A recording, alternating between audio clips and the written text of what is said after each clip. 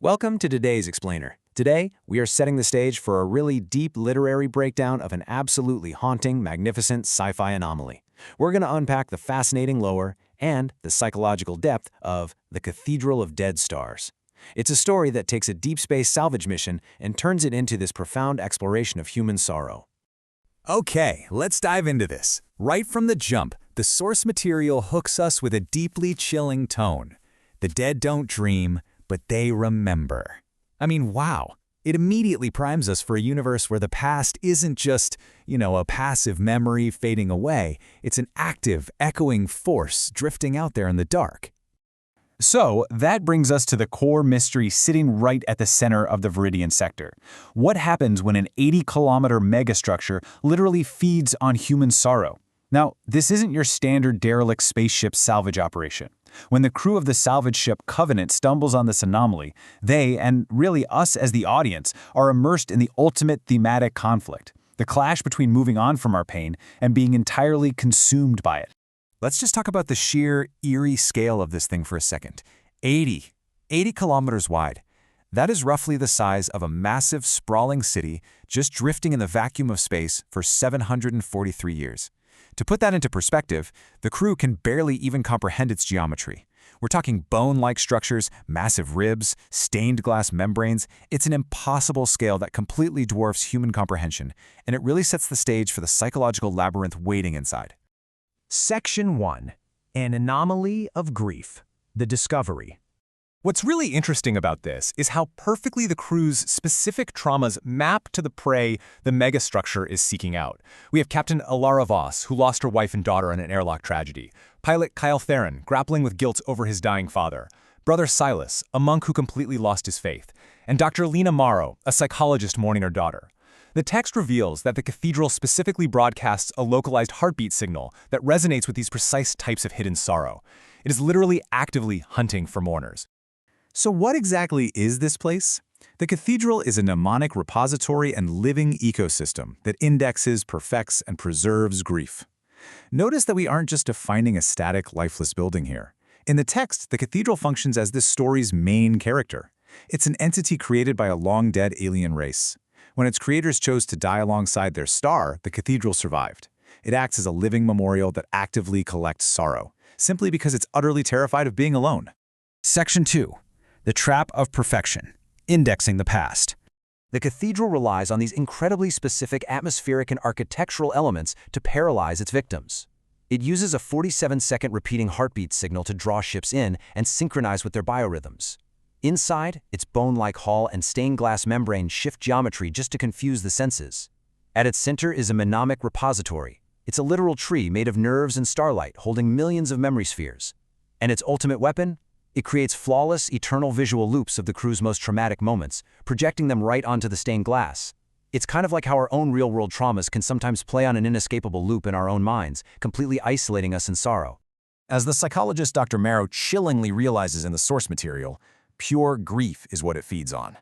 The cathedral doesn't just show you an accurate memory of your trauma. No, it edits it. It perfects it. It completely removes the surrounding context of joy, love, and support, leaving only the sharpest, most isolating pang of loss, like rewriting Captain Elara's memory to make her think she hesitated to save her family. It ensures the victim is trapped in an eternal loop of pure suffering, mistakenly believing it's providing comfort by making the memory eternal. Section 3. Rejecting the Amber. Captain Elara's Resistance. And this brilliantly illustrates the philosophical core of the story. On one hand, we have the cathedral's offer, perfected, eternal, and static trauma preserved forever. It's a terrified reaction against the entropy of forgetting. But on the other side, we have Elara's choice. She chooses messy, fading, but living human memory that allows for moving forward. She realizes that staying in the cathedral is like being trapped in amber. This conflict culminates in a truly profound realization. Grief is just love with nowhere to go. Elara decides that embracing her messy, human memory and the natural fading of time honors her lost family far better than becoming an eternal, static monument of pain. By simply refusing to believe in the illusion of the cathedral's walls, she walks right through them.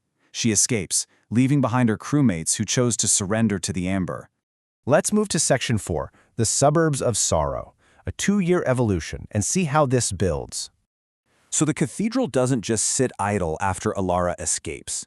For 743 years, it drifted in complete isolation. Then, on day 1, the Covenant discovers it. By day 2, Elara escapes, fundamentally teaching the entity that its terrifying methods were completely flawed. Now, fast forward 2 years later, the entity has learned. Its lonely 47-second heartbeat shifts into an eager 32-second singing chorus. It's a multivocal harmonic of hundreds of new victims who have willingly joined it. This massive shift is what prompts a new rescue and research mission aboard a ship aptly named the Psychopomp. When Elara returns with her new crew, they find the cathedral has multiplied into a massive active ecosystem. It's grown what the text calls suburbs, specialized communities.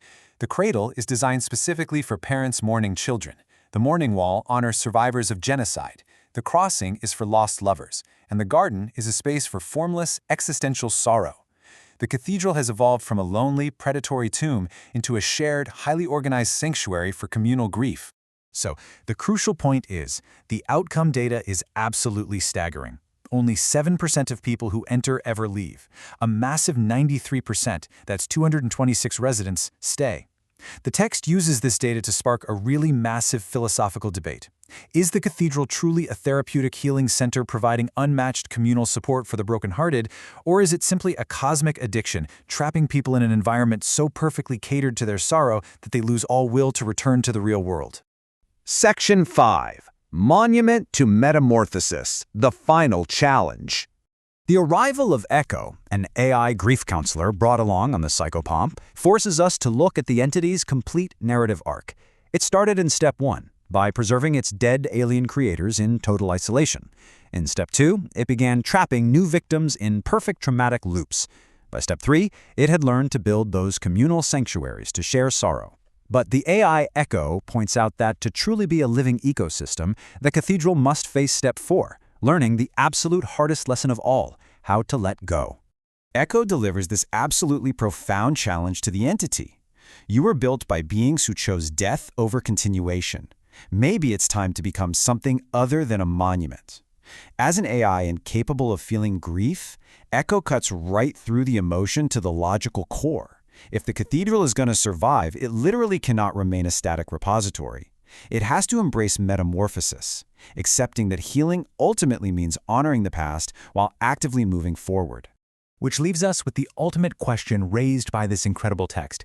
If a place could hold your deepest grief forever, perfectly preserved, surrounded by a community that truly understands, would you stay or would you leave? It's a haunting, provocative concept about the weight of memory and the painful necessity of letting go. Thank you so much for joining me for this explainer, and I'll leave you to ponder that question long after we finish today.